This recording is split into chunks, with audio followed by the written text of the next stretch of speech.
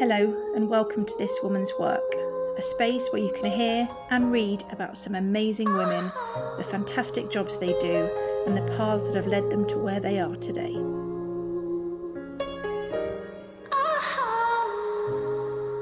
I'm here today with Jo. Hi Jo. Hi. Could you tell the lovely listener what it is you do for a living? So I guess run, chef the Blonde Beat, which is a plant-based cafe, restaurant, sort of community space in Stamford. And how long have you been doing that for now? We've been open since June 21. Wow. But I was doing takeaways from home in the year before, so during lockdown, before that.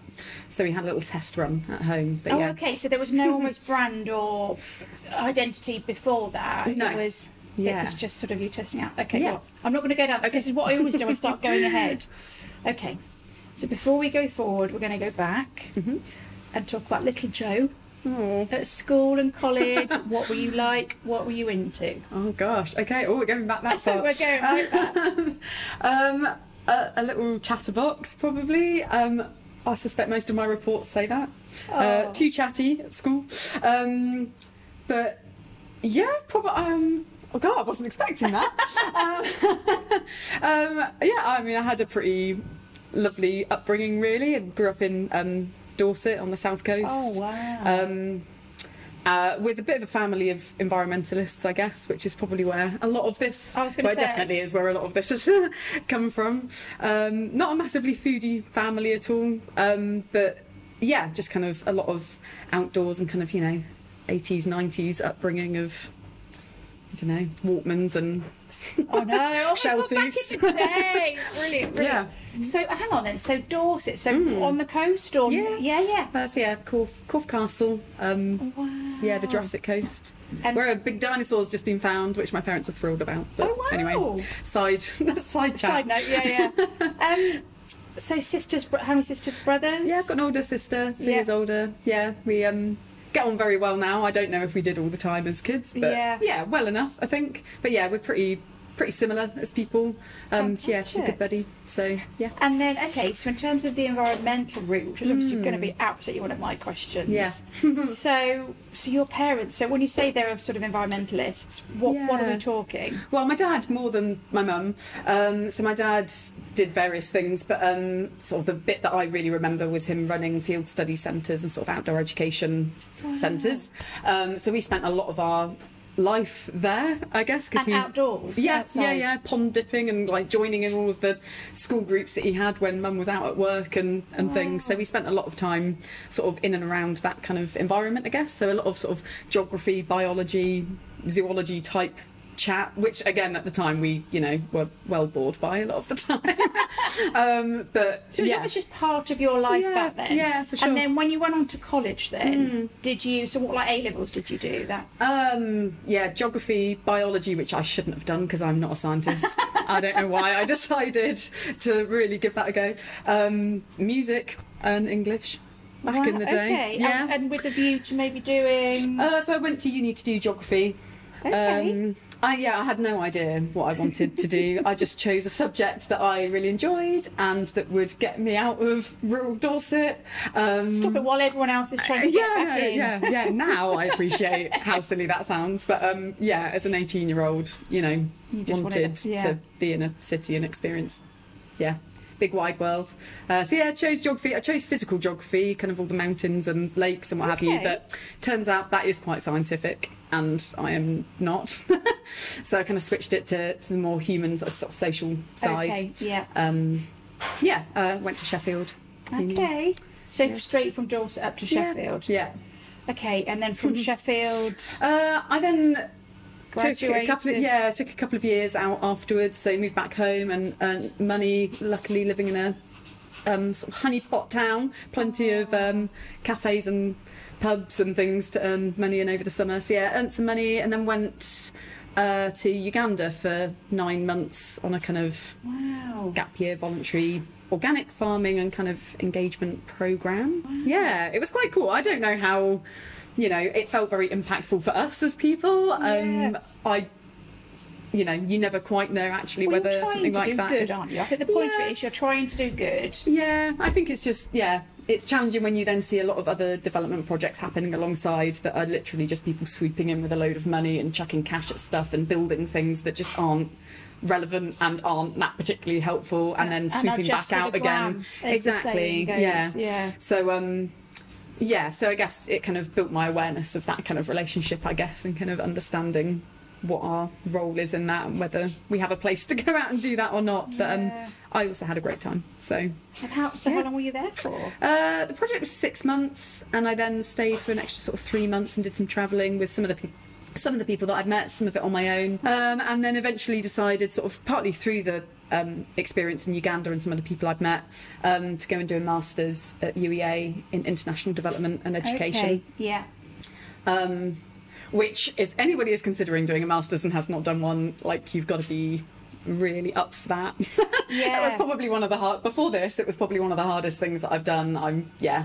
I was super interested in all of the content that actually... It's quite hardcore, isn't it? Yeah, I know, it's so independent, and I'm not disciplined enough. Did okay in that? Did okay. Let's not dwell on that too much. But survived. Yeah, came out. Yeah, Parents made it very clear they don't want me to do any further education after that because they can't bear to be on the other end of the phone. No.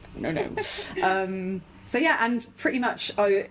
exhausted at the end of that, having just handed in my thesis, having stayed in the library literally in the same clothes for 3 days. Not a good tale to tell students of how to do things. I got on a train to Oakham for an interview with a charity in Oakham. Wow. And got a job there, having never been to Rutland or knowing anywhere where that was. Just a really cool charity that essentially, there's kind of a couple of component parts, but place recent graduates in their first jobs in sustainability. So I was kind of a recruitment person, I guess, to kind of work with companies, businesses, a lot of local authority, universities, colleges, to try and find placements that would be suitable for sort of people generally just coming out of university. Some weren't graduates, but mostly that. To try and kind of broker positions that would work well for them, and then advertising and kind of recruiting and then supporting those graduates in those roles. And then through that job I was doing a lot of work, a big funded project with the National Union of Students, and a student charity called People and Planet and things. So I was kind of heading up our role in that, recruiting lots of graduates to kind of go and deliver sustainability projects in universities. Okay. And the guy who was running that department, Jamie Agenbar, kind of spoke to me and said, we're going to need a new coordinator for one of these projects, Green Impact. You might want to apply. So I did, and I got the job. And then I started working for NUS in 2011 and things. And it was an amazing place to work. I was there for pretty much 10, 11 years, on and off.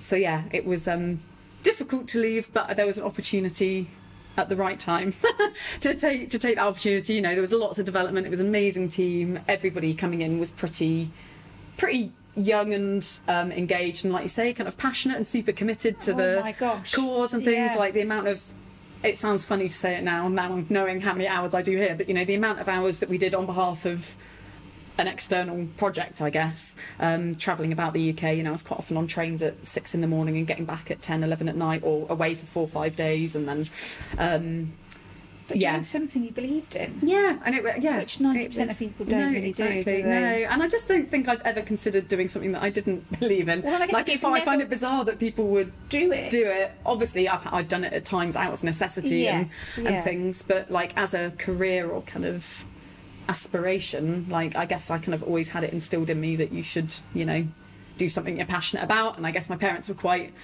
passionate about us doing something meaningful, and they were passionate about their job. So it's just, you didn't know any other way. No, not really. Our team at NUS had kind of outgrown the organisation, so we were going through a kind of, we should probably become our own sustainability charity in our own right, because it's not the essence of what NUS is there to do. You'd taken it into it's kind of gone into a whole different realm. So all of that sort of was happening, but that meant that we needed to restructure, which meant that a bunch of us kind of at the top level, we kind of didn't need as many of us. Right. Did you basically manage your own redundancy? Yeah. Got your payout and exactly. You still ended up, kind of all sort of patched with it. That was October 2019. So it all seemed quite lovely at the time, and kind of like, oh, maybe, you know, I spent some of my redundancy pay on going on a 2-week sort of intensive diploma course for vegan cookery in Bath, which I'd had my eye on for ages, but I didn't feel like I could justify 2 weeks of holiday to go and do it. So I was like, right, I'm just going to put some of this money towards doing that. Stayed with my sister in Bristol and got the bus every day. And I guess through that, I probably learned less about the kind of actual food that I was cooking, and more it was about the people that I met on that course. That again kind of just opened my eyes to the fact that I always thought that if I did this, I would have to be super brave and rent somewhere straight away and know how to run a restaurant and go. And obviously I'd worked in cafes and bars as a teenager, but that was about it. And that seemed a bit terrifying. Pardon me. That's right. But chatting to some of the people there, they were kind of doing pop-ups, they were supplying food to local cafes who kind of had a need for vegan and plant-based food, but didn't know how to cook it. Food, not also for food tents. I don't mean that. Like little portable, like events and stuff. Yeah, because it was all that time, wasn't it, that they started to kind of start appearing at events. Yeah, definitely. And things like that. Yeah, and I guess everybody that was on the course, most people were more than just somebody who just liked to cook at home. It was like a 2-week, you know, it was quite a commitment. Yeah, they had a view to turn it into something. So we had quite a lot of chats in the evenings about that kind of thing. So it kind of got me thinking that maybe I could set something up at home alongside my part-time work for change agents, rather than necessarily having to be brave and do everything. So January 2020. Oh, again, still full of optimism. I know. It's like whenever we watch like Grand Designs now, and you see like the timeline, and you're like, oh no, it's going to happen. So I decided to do. I did a little free business course in Nottingham just for like a week, which was, I don't know, not that inspiring, but you know, just because I felt like I needed to understand a little bit, because I'm not a spreadsheet person at all. I had the idea, but I didn't know how any of it would actually work and what the different business entities are. I also didn't quite know if I wanted it to be a kind of social enterprise or a business. I kind of didn't know how I sat with all of that. Well, also, did you even know it would be a cafe, or would it have been it could have been like a Hello Fresh type thing? Well, yeah, exactly. I guess at that point in time, I didn't really know. I wanted to do something.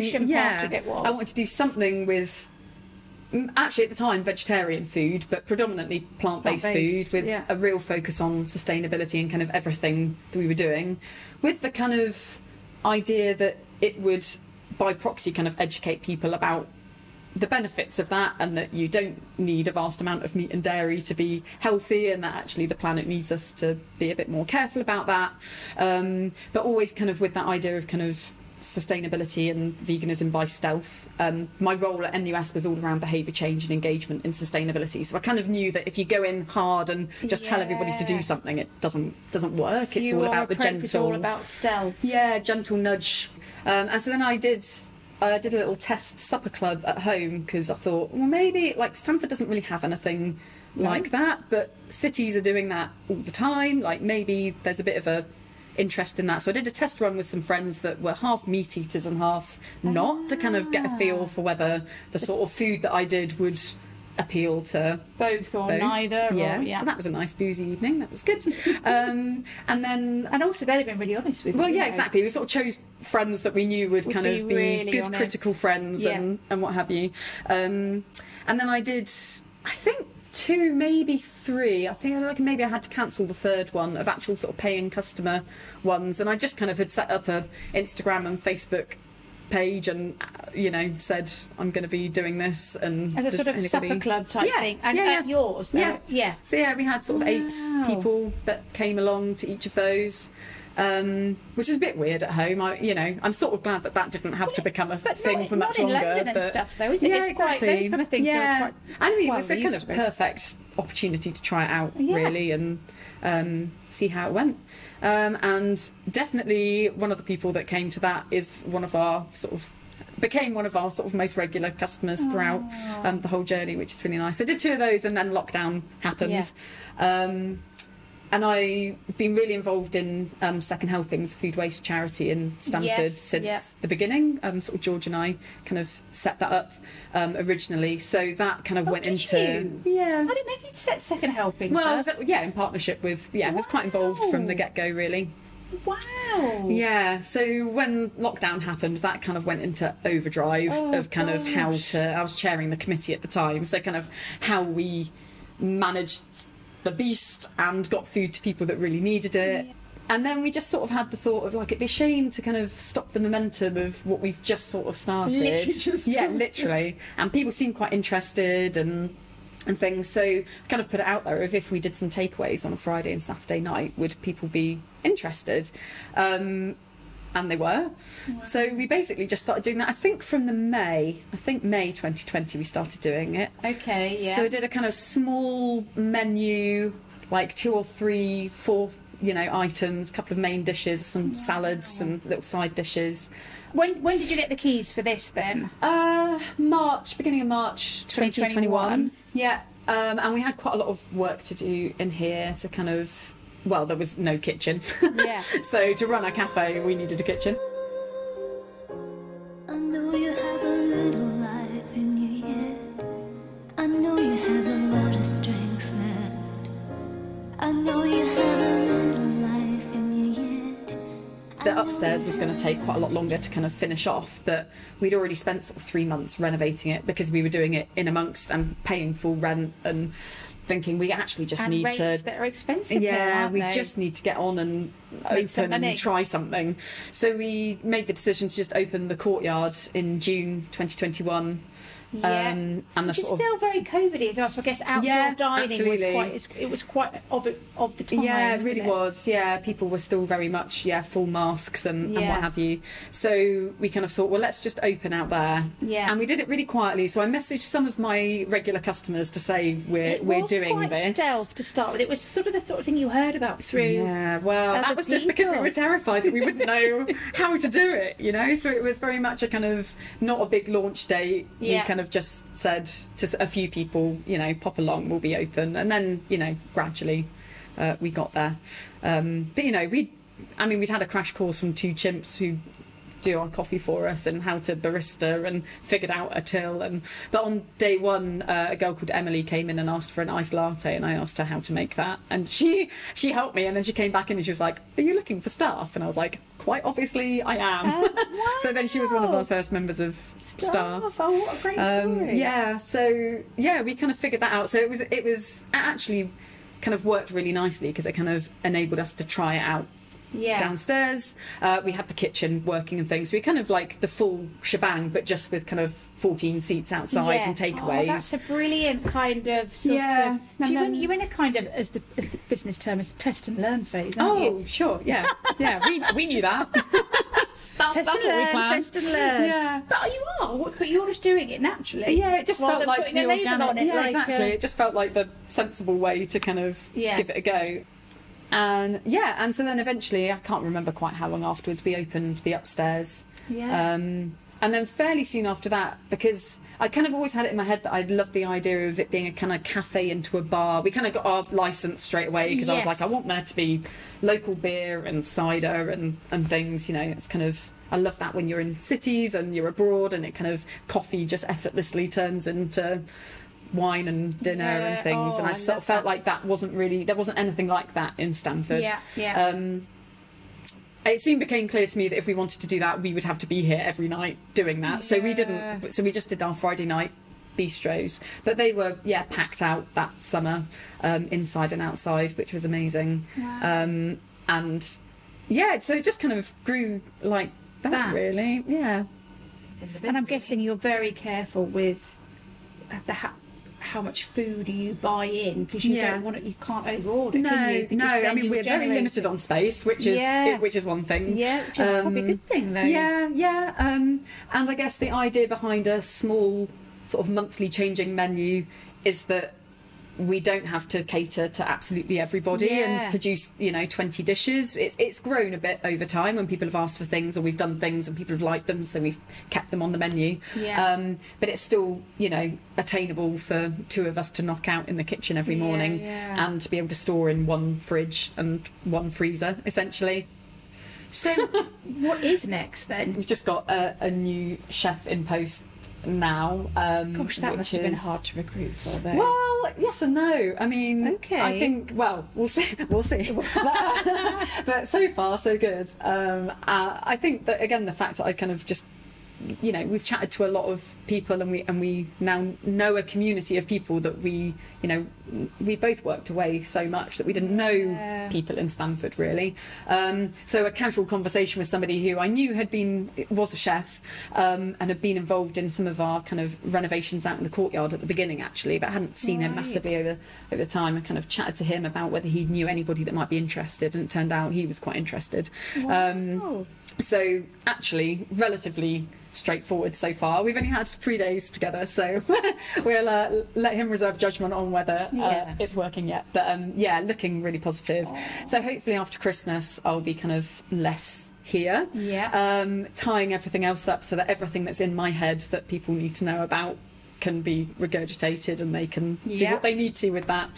So we're going to have a bit of an enforced break, but then it felt really counterintuitive for me to think about coming back after having a small person and getting stuck back into the same, like that just seemed a bit silly. I didn't want to recruit a great team and then have to get rid of them and sort of take a step back. So the thinking is you're not going to know, as people always say, you're not going to know how you're going to feel, how it's going to work, and you want the freedom to be able to go with it, don't you? Exactly. So the plan is for me to then be able to come back and do more of the kind of collaborative supper clubs, potentially more workshops. So we've been doing some cookery workshops over this last year, which again is something I knew I always wanted to do with it. It's that kind of really nice kind of feel of creating something where a lot of those people can then come and we can have those conversations around sustainability and things without it being an education, sit down and listen to me, when they ask what the soup is, I can say, it was going to be this, but actually this wasn't available this month, so we've gone with this. And you start a whole conversation really naturally about food production and etc. Lentils. Always back to the lentils. Okay, what has been the absolute best part of this so far, this journey? Other than having a little baby. Well, we'll see if that's the best. Okay, we're reserving judgment. We've been putting that off for as long as we can. I think for me, like that kind of daily sense of achievement and seeing the outcomes, those little nuggets of conversation where you just overhear people downstairs saying, we'd never been before, we hadn't heard, but nothing had meat in it, and it was so lovely, and those kind of bits and pieces. And I bet that happens every day, every day. Every day.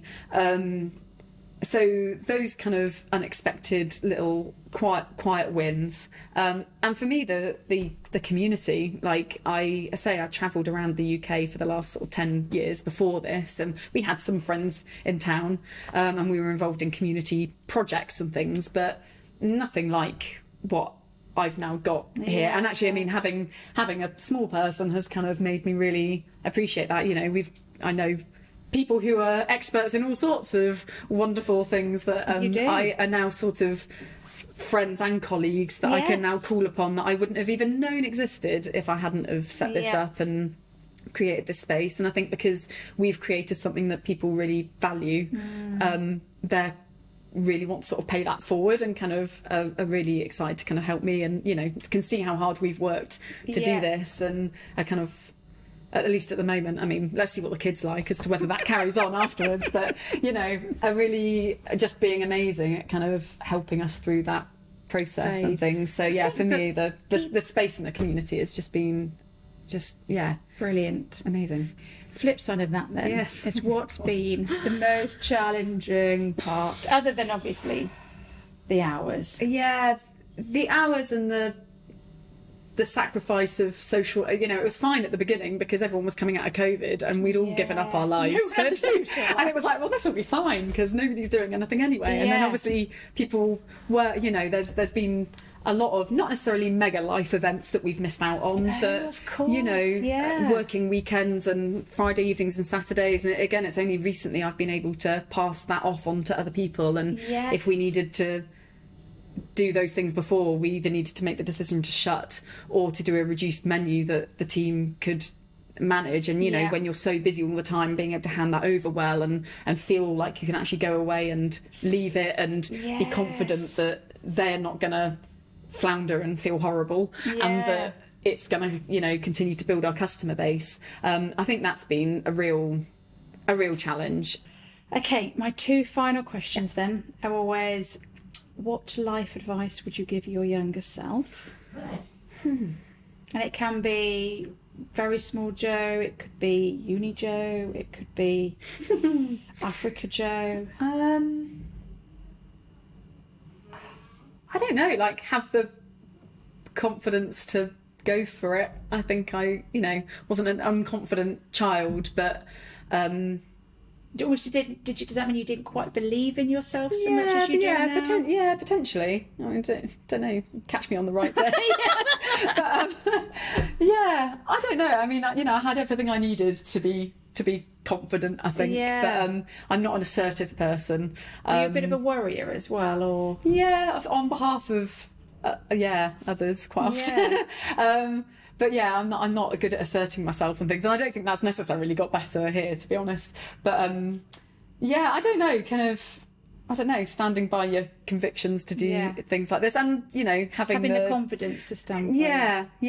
And not being afraid to kind of take a bit of a leap. Yeah. But that's all well and good. You know, I come from a supportive family and knew that if I took a leap, there'd probably be some people to catch me. And I appreciate that as a huge privilege to have in my life. But do you think you could have done this sooner, or do you think it came at exactly the right time? No, I don't think so. And I think it took meeting the right people in that kind of journey, that life journey to bring you here. I don't think I wouldn't have been brave enough to have just left a great job with wonderful people to just do this. I needed that kind of step by step, and really, to be honest, like I needed the COVID situation to kind of enable me to, you know, we started this knowing we had 200 customers, which is very different to just being like, nobody knows me and I'm going to open a vegan restaurant in a conservative town. You know, so I think it kind of needed all of those things to align. Yeah, for sure. And having the right relationship and family and what have you behind me to know that we could do it, really. You're going to be a great mum.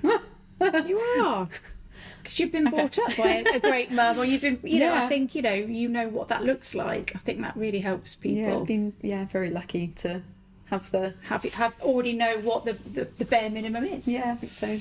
Okay, so then my final question is always, this is now more a bit of life advice, which would be really interesting for you to just throw out there to everybody. Things that you think people should do more of, and it could be plant-based wise, it could be environmentally wise, it could be life lessons wise. Any advice you would like to impart on the world? So I feel like I've gained a lot by being kind of, I don't know, an active community person. And again, I was sort of brought up in a village where that was just like what everybody did. But I've kind of taken that through everywhere that I've lived at uni and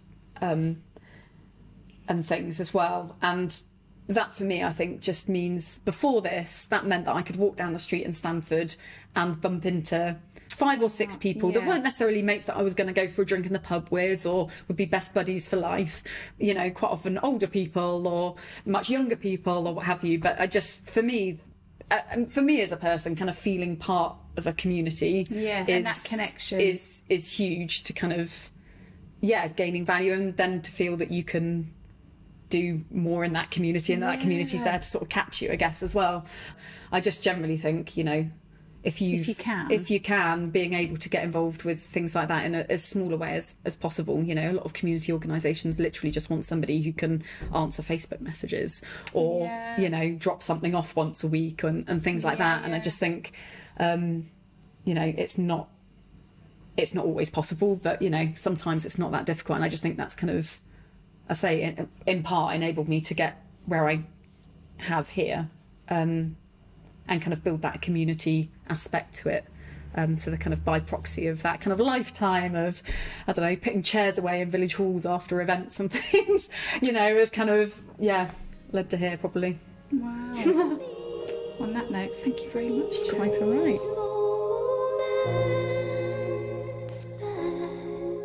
If you would like to hear more about this chat, see some behind the scenes pics and some personal profile pics, plus read about how to get started in this industry and or this role, then please go and support us on Patreon. The link is on this podcast page and across all of our socials.